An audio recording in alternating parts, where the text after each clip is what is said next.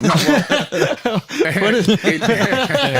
Yeah, what did God say about that? in the Garden of Eden, it was actually Edin, all right? And Enlil, he was known as Yahweh. He was the Lord, he was known as Satan, the Lord of Eden. Satan, the Lord of Eden. And Eden was an outside laboratory.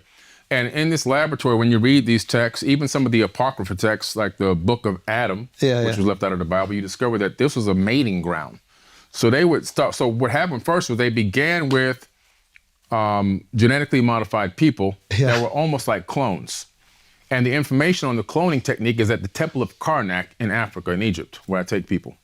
And also there's more evidence or talk about it at the Temple of Dendera. And there's one more temple that has the birthing center. I think it's the Temple of Isis.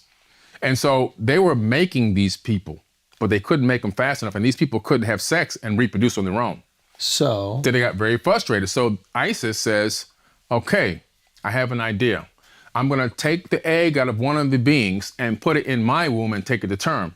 So it says in the text that they literally mixed their genetics with this egg, put it in her womb. So that's now making what we call a zygote in modern technology terms, right? In vitro fertilization, puts it in her womb, takes it to term for 10 months, and then gives birth to the Adamu, which means first man. And there's a cylinder scroll in the British Museum where she's holding up the baby, says, my hands have made it, the first man, Adamu.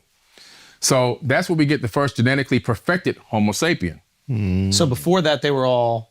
They were Homo something, but they weren't like us. They couldn't reproduce. Like if you take a tiger and a lion and mate them, it'll have a ligand, but the ligand can't reproduce. Right. So that's the situation. That's what we had going on. This is so fun. This is so much fun.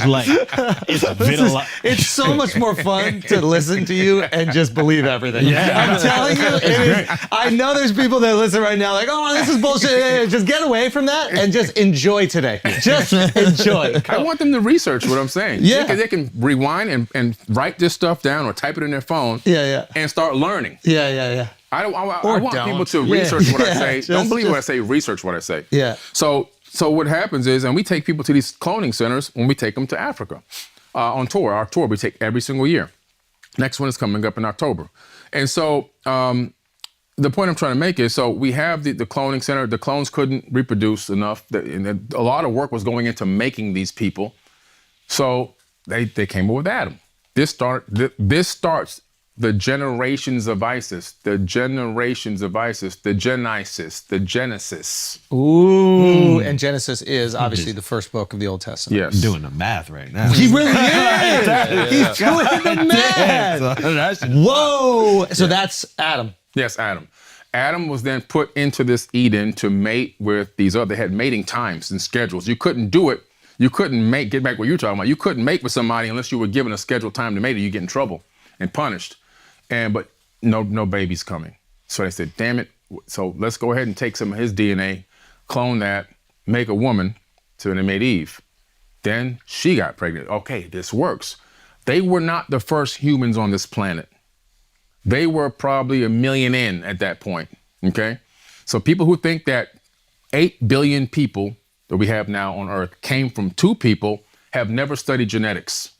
Because if I start mating with my sister and so forth and so on, by the second generation, third generation, we're going to have a whole bunch of people with disabilities and one eye and arms broken and small legs and all kinds of stuff. You can't make 8 billion people, not enough genetic diversity. Right.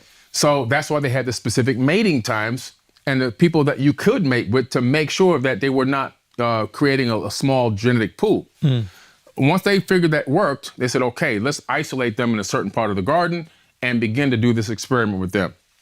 So Adam had Cain and Abel, and Yahweh came back to check on his offerings one day. And, one was bringing him the harvest, one was bringing him the lamb, and one got jealous because he kept taking the harvest, and he's like, you know what, I'm pissed off, I'm gonna kill my brother, right? So Cain kills Abel, and God comes back like he doesn't know this. He's supposed to be all-knowing and omnipotent, but he doesn't know that this happened. He's shocked that this happens. And he says, I got to kick you out of the garden. And so Cain says in the Bible, he says, the people out there will kill me. Wait, what people? I thought there's no people. I thought there was no people out there. There's people out there already. Matter of fact, they might be barbaric. So he says, don't worry, I will put my mark on you. See, that's the brand. Put my brand on you. So he said, so that they will know your minds. So he put a brand on and let people know, hey, no, that's Enlil's guy. Don't mess with him. With him. Exactly. That started the whole Canaanites. You see? That's where the Canaanites came out and built the whole thing and eventually migrated over to Mesoamerica.